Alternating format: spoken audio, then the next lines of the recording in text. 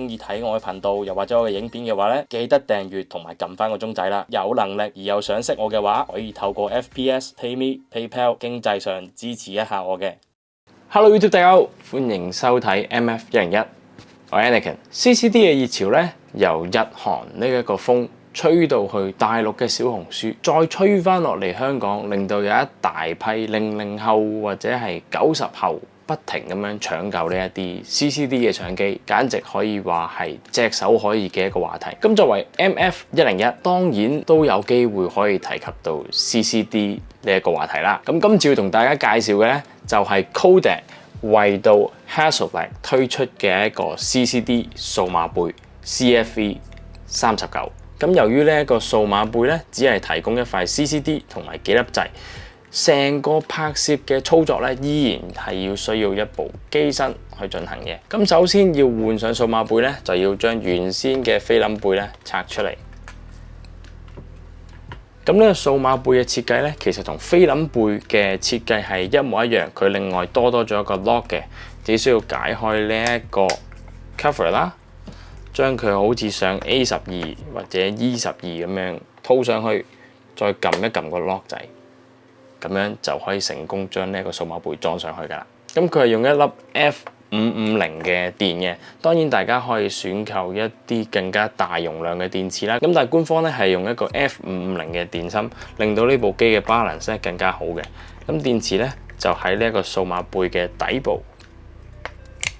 咁開始拍攝之前咧，亦都有另一個配件要裝上嘅，就係我手上邊呢一塊 Acrylmate D 嘅專用對焦屏啦。咁呢塊對焦屏咧，其實就係為到呢一個數碼背而設嘅。咁由於佢並唔係用晒成個6:6嘅畫幅啦，而係用一個36.7×48mm 嘅 CCD sensor 啦，所以咧需要用到一塊有 crop mark 嘅對焦屏去幫助大家進行一啲構圖嘅。咁開機咧其實都好簡單嘅啫，只需要按呢一個按鈕啦 ，hold 住佢，就會出現咗 Hasselblad 嘅呢一個機背啦。開機咧其實都尚算快㗎啦，然後咧你可以撳入嚟 menu 呢度進行一啲基本嘅設定啦，譬如 ISO 啦，然之後就係你個 white balance， 你 save 嘅嗰個位置係點樣啦，你想睇相，去再搞下呢一個 storage 嘅一啲設定，甚至乎 setting。咁而家咧呢一個 setting 咧已經係教咗我用緊呢一部503 CW 㗎啦，咁當然佢都可以 set 做唔同嘅 Hasselblad 機身嘅，又或者係純粹當佢一個數碼背，用喺不同嘅大畫幅相機上邊都可以嘅。咁講多少少關於呢一個數碼背嘅背影資料啦，咁佢係2009年推出嘅，顧名思義 CFV39，代表佢有3900萬像嘅畫質啦，重量咧係530 gram 嘅。而畫質方面咧，佢係提供一個16bit 冇壓縮嘅 Hasselblad 嘅 RAW file 嘅，大家可以透過 Hasselblad 專用嘅 Focus 又或者係 Lightroom 去進行呢一啲 editing 後製嘅。咁而 ISO 方面啦，最低係50咧係我個人認為畫質表現最好嘅個 ISO， 而最高咧係 ISO 800就比較唔係太可用嘅。咁而連拍速度咧，佢可以做到每秒0.7張嘅，其實就唔係話太可用，不過叫做有咁解啦。咁而當呢一個數碼背同呢一部503合咗體之後咧， Hasselblad 為佢出咗一個全新嘅代號，就叫做503 CWD。D 嘅意思咧，就當然係解Digital back 嘅意思啦，無疑咧呢一個 CCD 咧，絕對係俾到一種類近菲林嘅味道各位嘅。咁我自己使用上邊咧，覺得呢一個數碼背所出嘅相咧，基本上係唔需要點樣大執做一啲後期製作嘅。咁除咗因為佢係 Kodak CCD 有好濃烈嘅顏色表現之外咧，亦都因為佢使用咗 Hasselblad 嘅一個 Color Science， 令到顏色更加像真，更加寫實。而簡單啲去形容呢一個數碼背嘅發色，就好似影緊正片一樣。咁喺影 slide 嘅時候咧，其實你對於曝光嘅誤差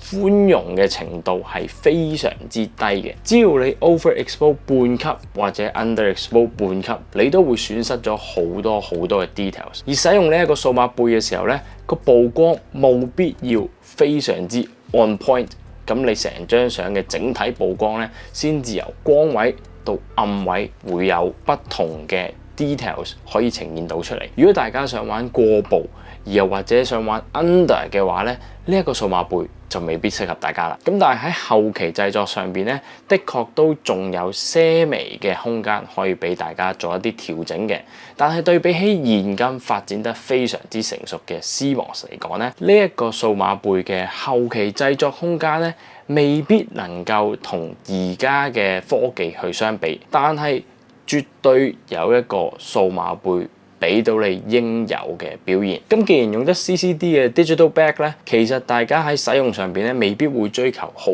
快可以轉到一啲 setting。例如呢個數碼背，如果要轉 ISO 嘅話咧，的確係要入 menu 入邊慢慢撳啲掣去轉嘅，而佢嘅 white balance 咧，亦都要入去逐個轉。當然你可以選擇佢 preset 咗嘅一啲 daytime 啦、tungsten 啦、shade， 又或者你直接輸入 K 數 Kelvin。而另一個我覺得比較 tricky 嘅位置咧，就係當你想用長曝嘅時候咧，你就必須要入個 setting 入邊去揀翻你想要長曝嘅嗰一個 exposure time， 佢係逐秒計嘅，係可以去到62秒，即係1分鐘多咁多嘅一個長曝嘅。成像方面的確俾到一種係唔使點樣作後製，而又非常還原到現場感受嘅一個顏色啦，同埋光暗，仲有 contrast 嘅畫質表現。你3900萬像呢一個畫質咧，喺而家時下嘅科技去睇咧，一啲都唔失禮嘅。但係佢嘅缺點啦，就會係比較慢嘅嗰一個操作，而每一個操作咧，都要入翻呢一個機背入邊去校一啲 setting。咁呢一個503 CWD 究竟係咪各位所追求嘅嗰一種融合咗菲林嘅相機同埋數碼嘅便利呢？我自己覺得係有取巧嘅地方。例如503 CW 本身嘅快門喺個鏡度，但係呢反光板喺機身依然造成一個好大嘅震動。假如大家係進行長曝放喺腳架上邊咧，務必一定要進行反光板預升呢一個動作，去減低反光板為到機身同埋畫面帶嚟嘅一啲震動啦。假如大家係好追求嗰一種操縱感，希望將使用拍攝菲林嘅嗰一種感覺移植落去拍攝呢一個數碼背，即係數碼嘅相片嘅話咧，玩味的確喺度嘅。只要大家使用上邊咧，當佢係影緊平時嘅 A12，又或者 E12，又或者其他菲林背咁樣用咧，基本上咧可以無縫接軌咁樣使用到呢一個機背嘅。咁講真，大家拍攝菲林嘅時候咧，都冇得話中途轉 ISO。喺 ISO 50嘅表現咧，絕對係有頂級嘅畫質、成像同埋顏色嘅分析力，但係可用嘅 ISO 我自己覺得只係去到400，甚至乎我會話400都有啲勉強。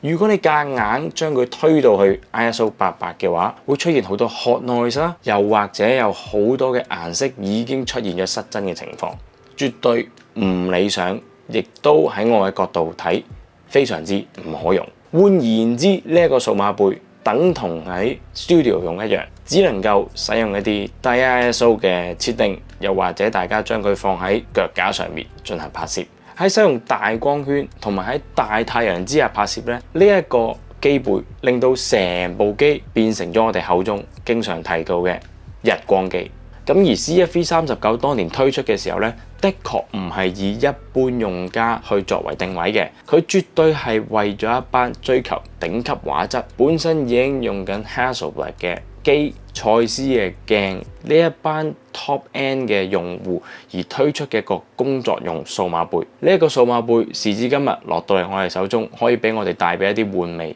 可以俾我哋感受一下當年嘅頂級畫質係如何。但係如果你抱有一個心態就係佢可以俾到一啲好似 Leica M 咁樣嘅拍攝機會，你用到以前舊嘅相機去進行一啲街拍，拍下小朋友，拍下動物，咁你就唔好諗啦。但係如果你想純粹感受嗰一份類近120中幅嘅畫質表現，大家中意聞相嘅，中意進行一啲高畫質、高高解像力嘅拍攝，想感受一下嗰種 CCD 嘅正片味道，呢一個數碼背非常值得大家去淺嘗一下。假如大家想深入去玩呢一類數碼背嘅時候，你必定會花上更加多嘅時間、金錢、research 同埋精力去揾齊所有嘅配件，令到你喺拍攝上邊進行得更加順暢。咁呢一個亦都係題外話啦。好啦，咁今次呢條影片咧就暫時嚟到呢度。如果大家有啲咩想法、心得、意見，記住喺下邊留言話俾我聽。臨走之前唔記得 like、comment、subscribe 同埋 share 啦。我係 Anakin，我哋下條影片再見啦，拜拜。